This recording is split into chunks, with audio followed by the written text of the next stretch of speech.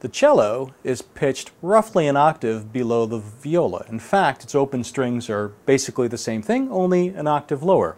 So with cello then, we have the C string down here below the staff, and then we have the G string, and then we have the D string, and the A string, tuned in fifths, just like the viola and the violin.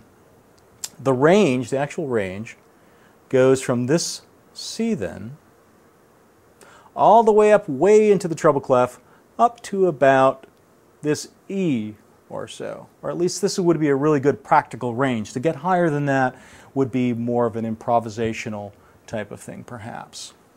Okay, now cellists read in three different clefs actually. Their home clef is the bass clef. Okay. The next clef, however, looks like this. This is what's called a tenor clef. You can see that it looks similar to the alto clef, but the difference is that this line now is where middle C is. Remember, I was talking about movable clefs. This clef actually does move all over the place depending on what instrument it is you're using.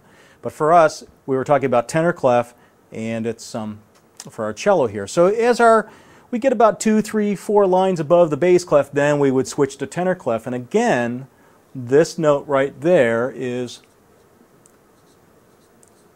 middle C. Okay? Now, as we get 3 lines or so, 3 ledger lines above this staff, that's when we could go to treble clef.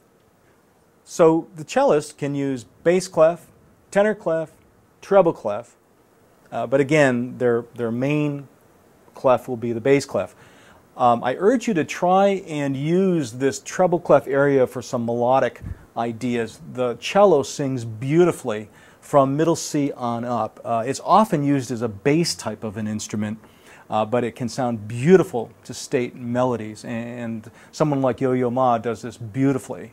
There's some audio examples in the lesson that will help illustrate this point.